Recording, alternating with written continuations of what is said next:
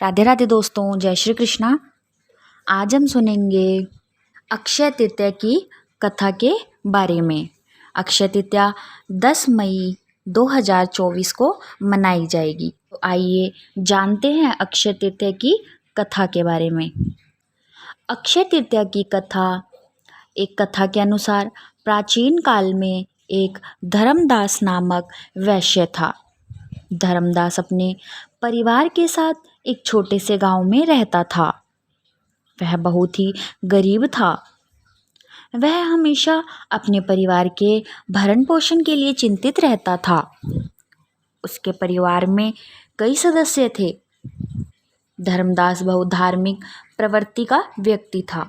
उसका सदाचार तथा देव एवं ब्राह्मणों के प्रति उसकी श्रद्धा अत्यधिक प्रसिद्ध थी।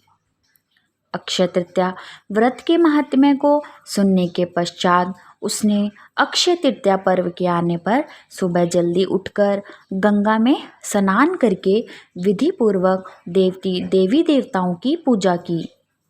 व्रत के दिन सामर्थ्य अनुसार जल से भरे घड़े, पंखे, जौ, सत्तू, चावल, नमक, गेहूँ, गुड़, घी, दही, सोना तथा वस्त्र आदि वस्तुएं भगवान के चरणों में रखकर ब्राह्मणों को अर्पित की। यह सब दान देखकर धर्मदास के परिवार वाले तथा उसकी पत्नी ने उसे रोकने की कोशिश की।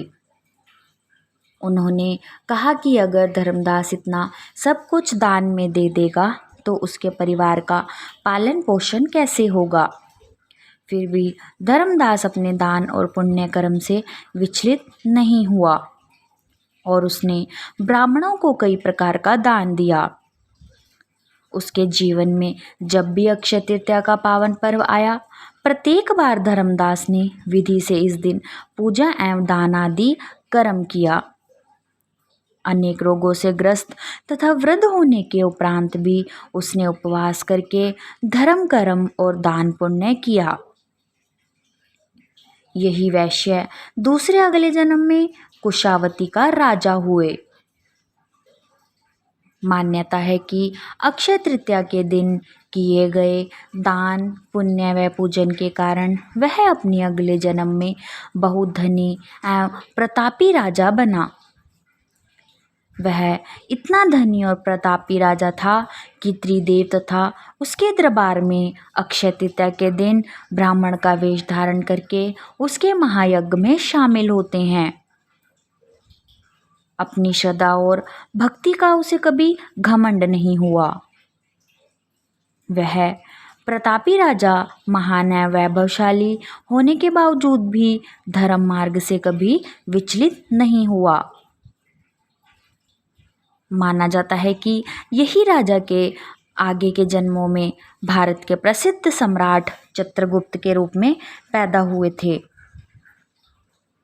जैसे भगवान ने धर्मदास पर अपनी कृपा की, वैसे ही जो व्यक्ति इस अक्षय तृतीया की कथा का महत्व सुनता है और विधि विधान में पूजा एवं दान आदि करता है, उसे अक्षय पुण्य एवं यश की प्राप्ति होती है। और इसी के साथ हम दूसरी कथा सुनेंगे। प्राचीन काल में वज्र के लोगों का मुख्य व्यवसाय गोचारण ही था। इसीलिए मुख्य व्यवसाय से संबंधित कुछ वर्जनाएं भी थी। अब इसे वर्जनाएं कहें या सामाजिक नियम। बालक का जब तक मुंडन नहीं हो जाता तब तक उसे जंगल में गाय चराने नहीं दिया जाता था। अब तो हम काफ़ी आधुनिक हो गए हैं, या यूं कह सकते हैं अपनी जड़ों से दूर हो गए हैं। नहीं तो हमारे यहाँ भी बालक को मुंडन के पहले ऐसी वैसी जगह नहीं जाने दिया जाता था। बालक कृष्ण रोज अपने परिवार के व पास पड़ोस के सभी पुरुषों को थोड़े बड़े लड़कों को गाय चराने जाते देखते तो उनका भी मन करता। पर मैया यशोदा उन्हें मना कर देती कि अभी तू छोटा है, थोड़ा बड़ा हो जा फिर जाने दूंगी। एक दिन बलराम जी को गाय चराने जाते देखकर लाला अड़ गए। दाऊ जाते हैं तो मैं भी गाय चराने जाऊंगा। ये क्या बात हुई, वो बड़े और मैं छोटा। मैया ने समझाया कि दाऊ का मुंडन हो चुका है, इसीलिए वो जा सकते हैं। तुम्हारा मुंडन हो जाएगा तो तुम भी जा सकोगे। लाला को चिंता हुई, इतनी सुंदर लटें रखें या गाय चराने जाएं। बहुत सोच विचार के बाद उन्होंने सोचा कि लटें तो फिर से उग जाएगी, पर गाय चराने का इतना आनंद अब मुझसे दूर नहीं रहना चाहिए। वे तुरंत नंद बाबा से बोले, कल ही मेरा मुंडन करा दो, मुझे गाय चराने जाना है। नंद बाबा हंस के बोले, ऐसे कैसे करा दें मुंडन? हमारे लाला के मुंडन में तो बहुत बड़ा आयोजन करेंगे, तब लाला के केश जाएंगे। लाला ने अधीरज से कहा, आपको जो आयोजन करना है करो, पर मुझे गाय चराने जाना है। आप जल्दी से जल्दी मेरा मुंडन करवाओ। मुंडन तो करवाना ही था, अतः नंद बाबा ने गर्गाचार्य जी से लाला के मुंडन का शुभ मुहूर्त निकलवाने का आग्रह किया। निकट में अक्षय तृतीया का दिन शुभ था, इसीलिए उस दिन मुंडन का आयोजन तय हुआ।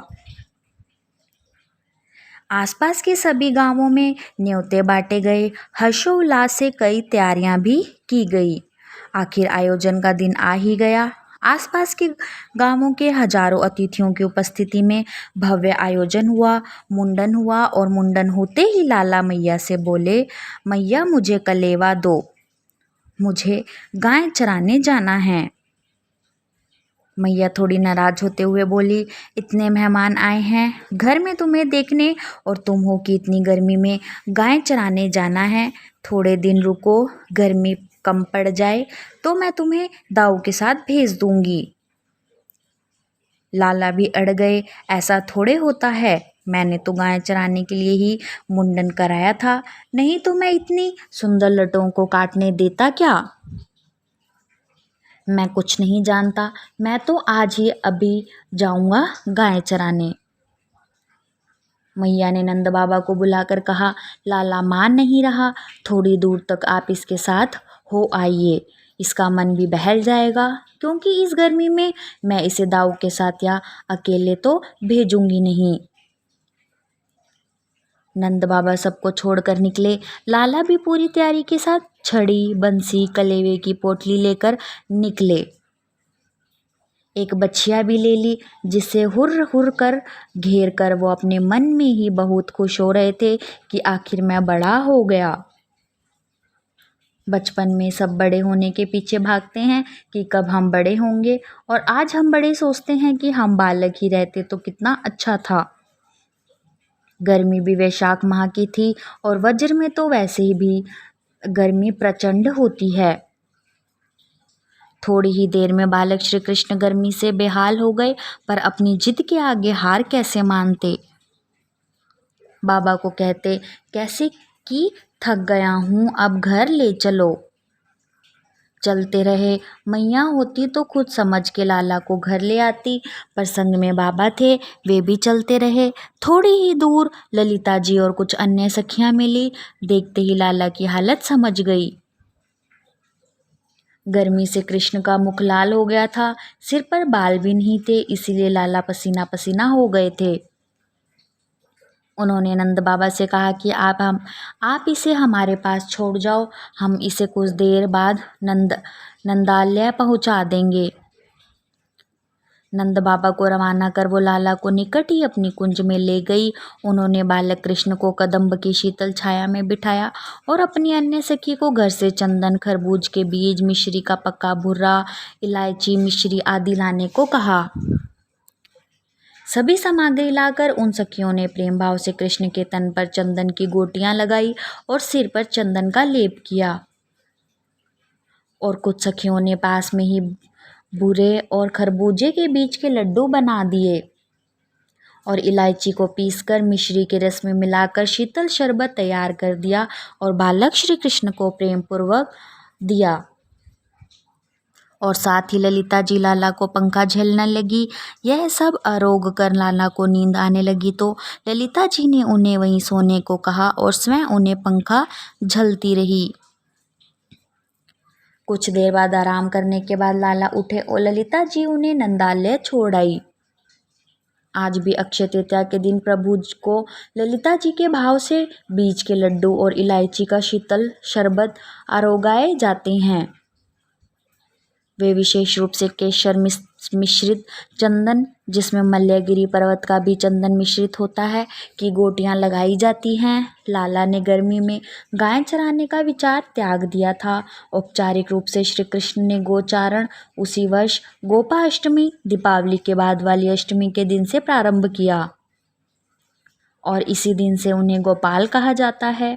वर्ष में एक ये ही दिन ऐसा होता है जब बीज के लड्डू अकेले श्री जी को आरोगाए जाते हैं, अन्यथा अन्य दिनों में बीज के लड्डू के साथ चिरौंजी के लड्डू भी आरोगाए जाते हैं। और इसी के साथ हमारी अक्षय तृतीया की 2 कथाएं समाप्त हुई। और आप लोगों को हमारी ये कथा कैसी लगी, आप लोग हमें कमेंट करके ज़रूर बताएं। और आगे कथा सुनने के लिए हमारे चैनल को लाइक करें, शेयर करें और सब्सक्राइब करें। राधे राधे, जय श्री कृष्णा।